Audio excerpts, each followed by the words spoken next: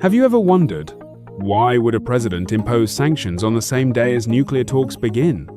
Not after they fail, not as punishment, but while diplomats are still in the room. The answer reveals a cold, calculated truth. Sanctions aren't a reaction anymore. They've become a weapon fired before the negotiation even starts. On February 6, 2026, two things happened simultaneously in Muscat, Oman. First, US envoys and Iranian officials met in separate rooms exchanging messages through Omani mediators, never facing each other directly. Second, the US Treasury Department announced sanctions targeting 15 entities in Iran's oil shipping network, tankers, insurers, and front companies operating through the UAE and China. Same day, same hour. This wasn't a coincidence. It was doctrine.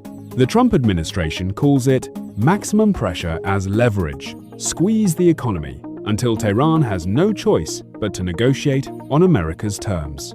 But here's what the doctrine ignores. Pressure without an off-ramp doesn't create surrender. It creates desperation. Let's talk numbers because they tell the real story. According to the latest International Atomic Agency reports, Iran today holds 441 kilograms of uranium enriched to 60%.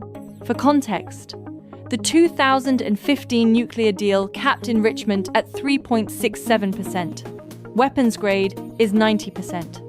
Iran is one technical step away from something far more dangerous. Meanwhile, inflation in Iran hovers near 40%. Sanctions are biting. But here's the paradox no one admits. Economic pain hasn't weakened the regime. It's pushed them closer to the bomb. Why?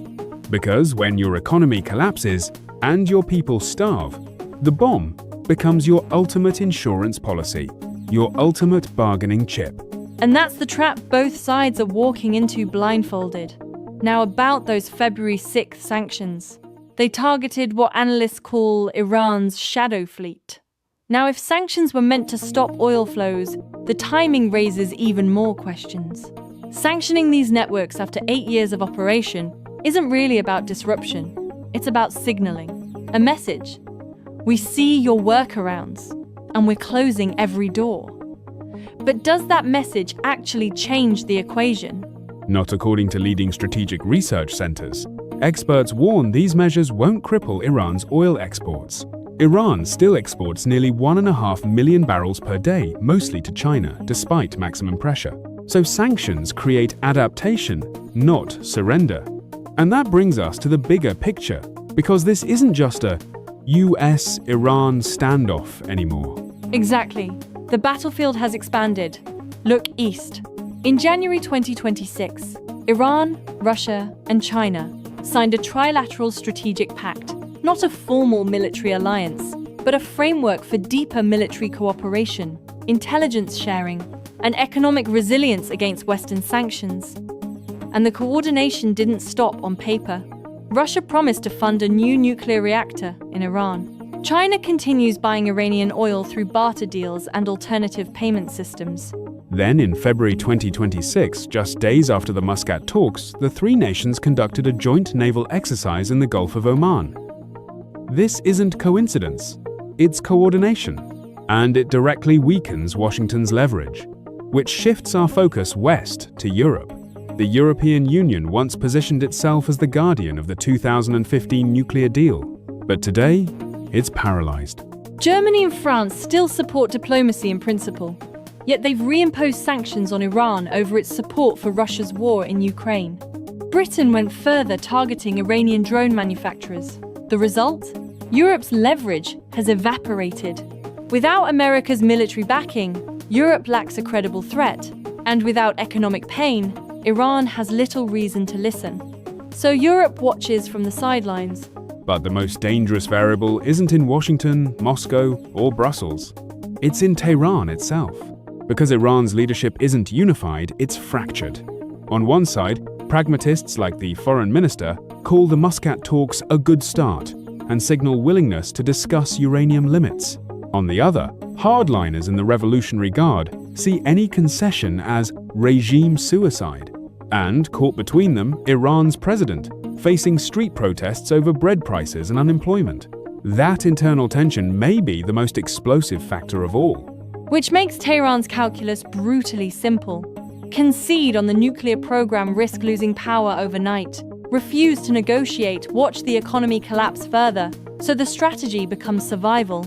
Advance the nuclear program, just enough to gain leverage, but not enough to trigger an Israeli or American strike. It's a razor's edge, and one miscalculation could send the entire region into war. So the question now becomes unavoidable. Where does this road actually lead? The Muscat talks ended with an agreement to meet again in late February. But both sides entered with zero expectations of a breakthrough, because neither can afford to blink first. Trump faces pressure to project strength. A failed negotiation would be framed as weakness. Iran's leadership faces domestic unrest and sees nuclear advancement as its path to survival. This isn't diplomacy anymore. It's a slow-motion game of chicken, and the road ahead splits into three possible destinations. Scenario 1, a narrow, face-saving deal. Iran caps enrichment at 60% and allows limited inspections. America lifts some humanitarian sanctions. Both sides declare victory. But the crisis doesn't disappear, it freezes. Scenario 2, escalation. Talks collapse. Washington imposes secondary sanctions on Chinese and Russian entities. Beijing and Moscow retaliate. Israel, fearing a nuclear Iran, launches preemptive strikes. And America is pulled into a broader conflict. And then there's Scenario 3, the most dangerous of all. The illusion of progress. Talks continue. Sanctions tighten. The economy bleeds. But enrichment continues quietly, in hidden facilities. By late 2026, Tehran crosses the 90% threshold. The world wakes up to a nuclear-armed Iran and discovers it's too late to reverse course. Which leaves us with the real question. The real question isn't whether sanctions work. It's whether pressure without a credible off-ramp is simply a slower path to conflict. Because in geopolitics, the most dangerous miscalculation isn't aggression. It's believing you have more time than you actually do. As this story continues to unfold, the stakes will only grow higher and every development will matter. Stay with us for exclusive updates, in-depth analysis, and the latest breaking developments as they happen. Because in moments like this, staying informed isn't optional, it's essential. Thank you for watching. Stay safe, stay informed, and we'll see you in the next update.